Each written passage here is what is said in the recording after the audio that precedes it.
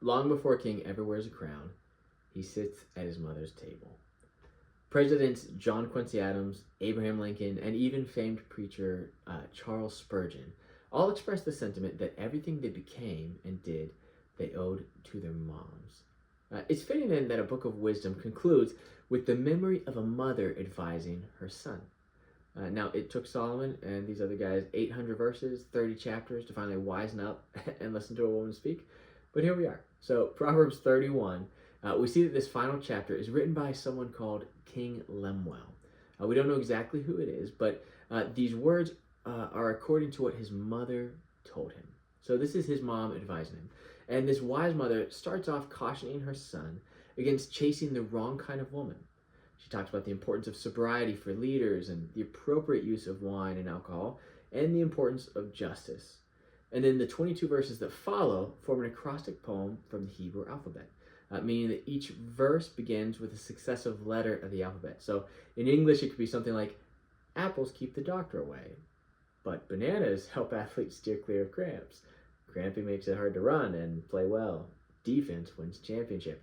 Everyone should cheer loudly. Fight, go, hooray, so on and so forth. You get the point. So these verses in this chapter are highly poetic, and they're planned to sound a certain way in the original language. So the poem describes a woman who is trustworthy, hardworking, strategic, courageous, and kind, an all-around wise and wonderful woman. The author then concludes the poem in the final two verses, 30 and 31, and says, charm is deceitful, and beauty is vain, but a woman who fears the Lord is to be praised. Give her of the fruit of her hands, and let her works praise her in the gates.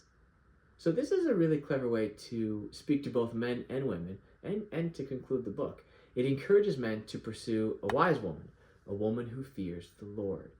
It also encourages them not to waste time looking for someone whose beauty is only skin deep, and then to also just to be sure to recognize a woman's work and achievements and to give credit where credit is due, the city gates, a public place.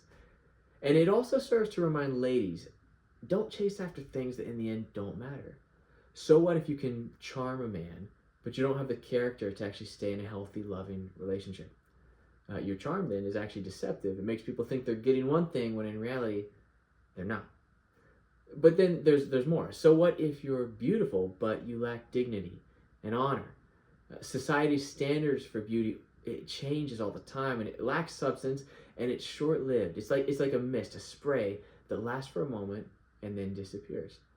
So instead of relying on charm or chasing after beauty, this proverb suggests that we should become a person of wisdom and pursue a person of wisdom.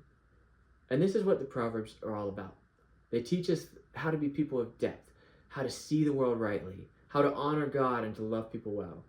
In a phrase, the Proverbs teach us how to make sense of life and how to live it well.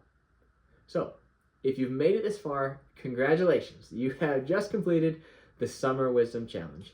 You've covered 31 Proverbs in 31 days, and I really hope you've benefited from the journey and are wiser for it. So, if you enjoyed this and would like to see more resources like this, be sure to let myself or one of the pastors at NECC know if that's the context you're watching these in. And, of course, stay wise, my friends.